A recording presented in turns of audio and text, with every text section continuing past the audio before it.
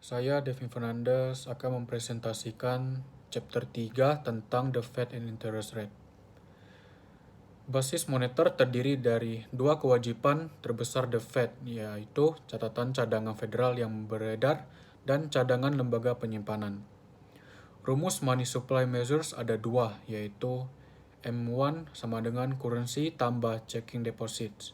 M2 sama dengan M1 tambah saving deposit, money market deposit account, overnight repurchase agreement, euro dollar, non-institutional money market mutual funds, and small time deposits. Definisi uang M1 menekankan uang sebagai alat tukar. M2 menekankan uang sebagai penyimpanan nilai. M1 dan M2 adalah definisi uang yang paling berguna ketika melakukan kebijakan moneter. Fed mengontrol basis moneter untuk memenuhi persyaratan cadangan.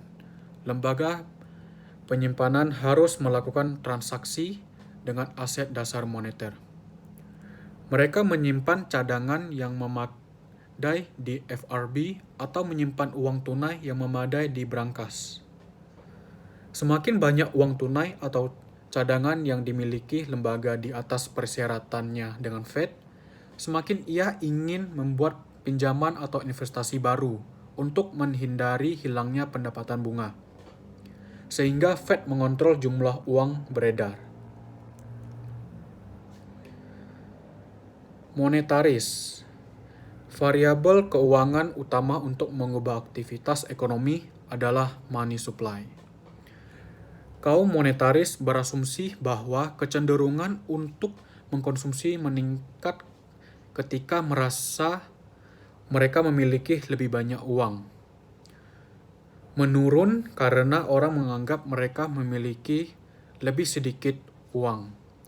Terdistorsi oleh volatilitas harga. Dengan demikian, jumlah uang beredar dapat digunakan untuk mempengaruhi permintaan agregat. Menambahkan cadangan dengan hati-hati dapat mendorong pertumbuhan ekonomi. Mengurangi cadangan dengan hati-hati akan memperlambat perekonomian. Bank sentral dapat mendistorsi tingkat harga dengan menyesuaikan berbagai cara. Keynesians mengabaikan suplai uang langsung. Real sektor ekonomi grow adalah dirangsang oleh penurunan suku bunga karena kegiatan ekonomi membutuhkan biaya yang lebih rendah untuk dibiayai. Diperlambat oleh kenaikan suku bunga karena kegiatan ekonomi membutuhkan lebih banyak biaya untuk dibiayai, selalu dan secara signifikan rentan terhadap pengaruh kebijakan moneter. Untuk Keynesians, perubahan jumlah uang beredar mencerminkan reaksi terhadap suku bunga.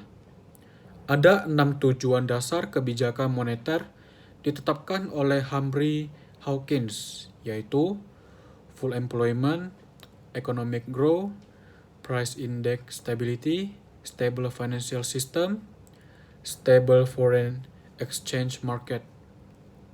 Investasi bisnis dalam aset real, nilai sekarang arus kas masa depan dari aset real bergantung secara signifikan pada tingkat suku bunga umum, yaitu rates fall, present value of future cash flow rises.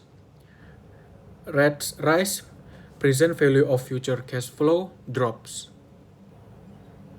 Sebagian besar belanja modal dibiayai oleh utang.